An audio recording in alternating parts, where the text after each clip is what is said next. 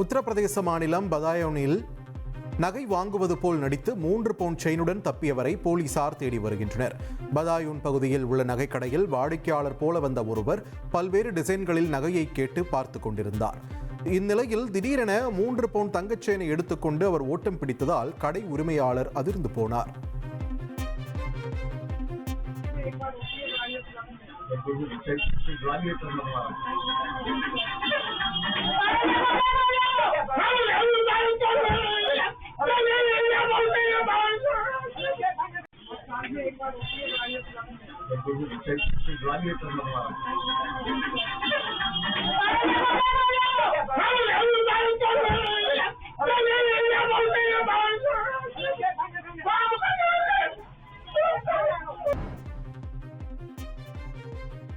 கேரளாவில் உள்ள கடற்படை அகாடமியில் வீரர்களின் பயிற்சி நிறைவு அணிவகுப்பு நடைபெற்றது.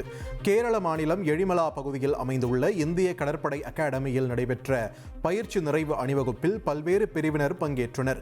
இந்நிகழ்வை முப்படை தலைமை தளபதி அனில் சௌஹான் பார்வையிட்டார்.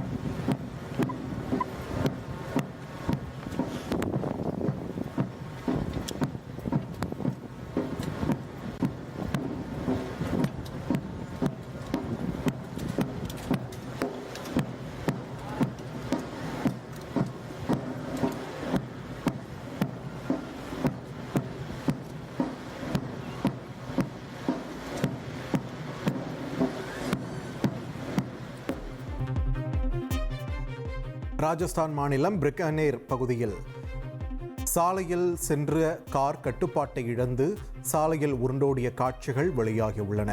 காரில் பயணம் செய்த 5 பேர் படுகாயமடைந்து மருத்துவமனையில் சிகிச்சைக்காக அனுமதிக்கப்பட்டுள்ளனர்.